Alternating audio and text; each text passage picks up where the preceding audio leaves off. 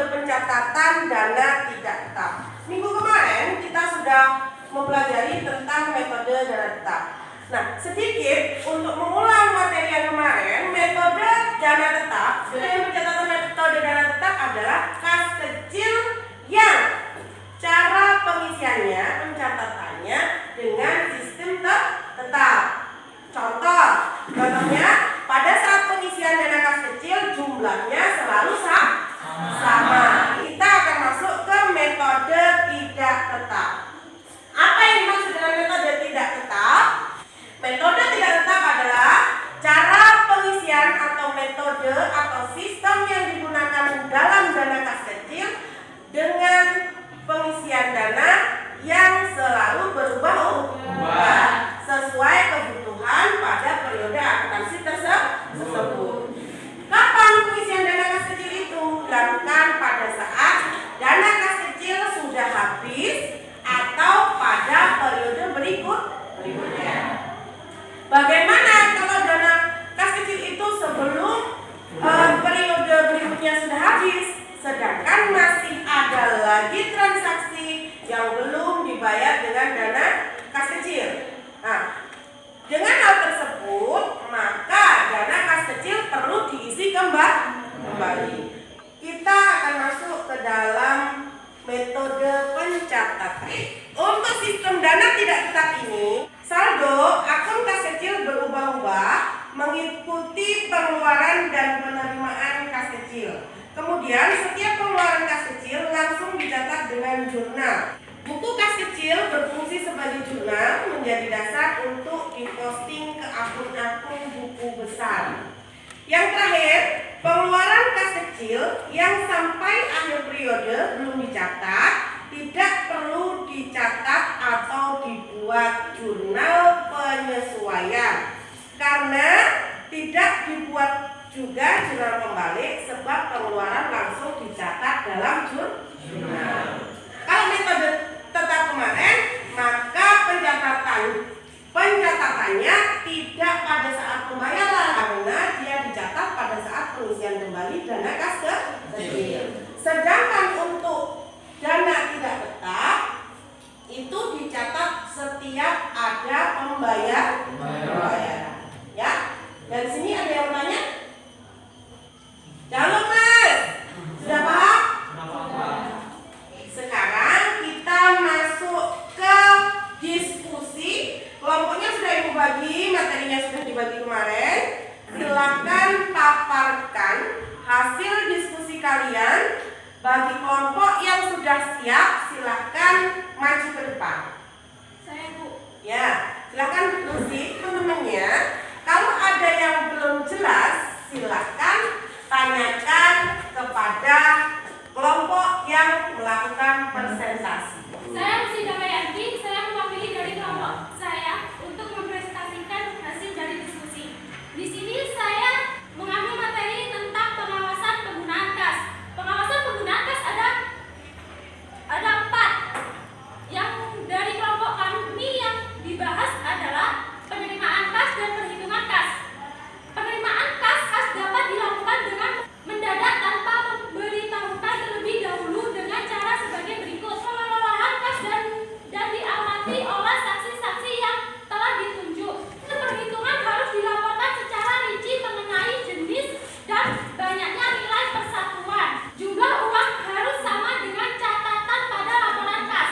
Kemudian hasil perhitungan dicatat dalam berita acara. Perhitungan kas secara garis besar sebagai berikut. Ini adalah cara untuk menghitung perhitungan kas.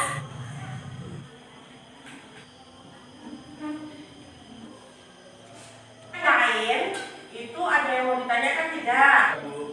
Tidak, sudah paham? Alhamdulillah. Nanti untuk kelompok selanjutnya siapkanlah materinya sesuai dengan apa yang kamu dapat kemarin. Sambil dijelaskan Rizky. Jadi di sini perhitungan kas, saldo kas pada awal periode ditambah.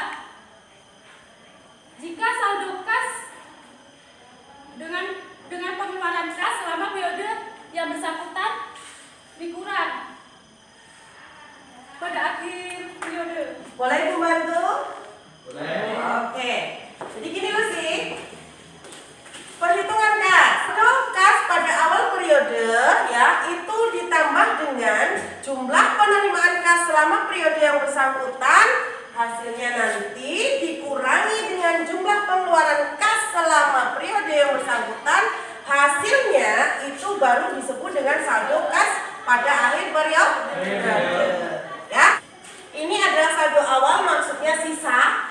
dari periode yang lalu ditambah dengan pengisian, ya, pengisian kas kecil, kemudian dikurangi dengan jumlah seluruh pengeluaran kas kecil pada akhir periode, disebut sisanya itu dengan saldo kas pada akhir periode.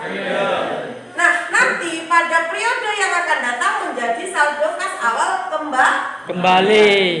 Untuk diskusi hari ini selesai. Pertemuan yang akan datang, kelompok lain yang belum presentasi silakan dilanjutkan.